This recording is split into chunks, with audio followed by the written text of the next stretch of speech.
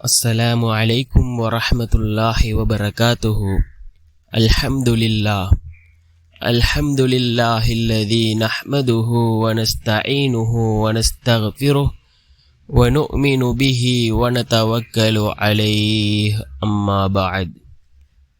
அன்பிற்குரிய அல்லாஹ்வின் நல்லடியார்களே, அன்பு சகோதரர்களே, நாம் தொடர்ச்சியாக பார்த்து வரக்கூடிய துஆக்களினுடைய திக்ருகளினுடைய தொகுப்பில் இன்று நாம் பார்க்க இருக்கின்ற விடயம் என்னவென்றால், இந்த திக்ரை நாம் 1000 தடவைகள் தொடர்ச்சியாக 40 நாட்களுக்கு ஓதி அல்லாஹ்விடத்திலே பிரார்த்தனை செய்தால் நம்முடைய அனைத்து காரியங்களையும் அல்லாஹ் நிறைவேற்றி தருகின்றான்.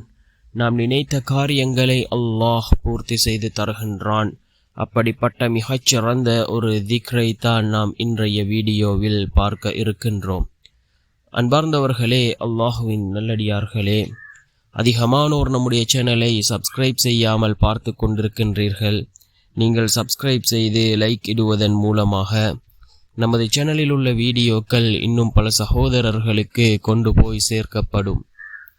அவர்கள் அதனை பார்த்து பயனடைந்தால் அதற்குரிய கூலியை அல்லாஹ் உங்களுக்கும் வழங்குவான். அன்பார்ந்தவர்களே, அல்லாஹுவின் நல்லடியார்களே, ஏதாவது ஒரு நேரம் எடுத்து ஒவ்வொரு நாளும் தொடர்ச்சியாக 1000 தடவைகள் இந்த திக்ரை ஓத வேண்டும்.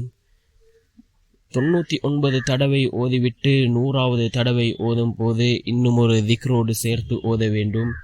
இவ்வாறு நாம் 40 நாட்களுக்கு தொடர்ச்சியாக ஓதி அல்லாஹ்விடத்திலே நம்முடைய காரியங்களை கூறினால் நீண்ட காலமாக தடைப்பட்டிருக்கக்கூடிய அந்த காரியத்தை அல்லாஹ்விடம் நாம் கேட்டால் நிச்சயமாக அல்லாஹ் அந்த காரியத்தை சீராக்கி தருவான்.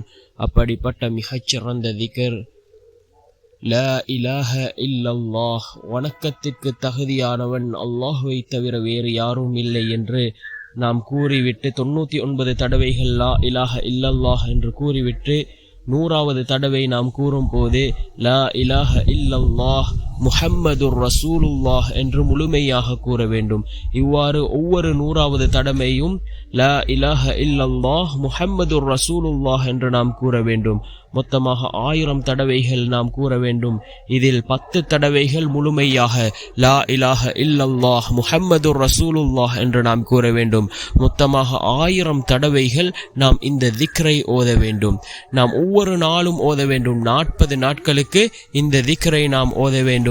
இவ்வாறு ஓதி நாம் அல்லாஹ்விடத்திலே பிரார்த்தனை செய்தால் நிச்சயமாக நம்முடைய தடைப்பட்ட காரியங்களை அல்லாஹ் மிகவும் இலகுவாக நடத்தி வைப்பான். வல்ல நாயன் நம் அனைவரின் பாவங்களையும் மன்னித்து உயர்ந்த ஜன்னத்துல் ஃபிர்தௌஸ் என்ற சுவனத்தில் நம் அனைவரையும் ஒன்று சேர்ப்பானாக. ஆமீன்.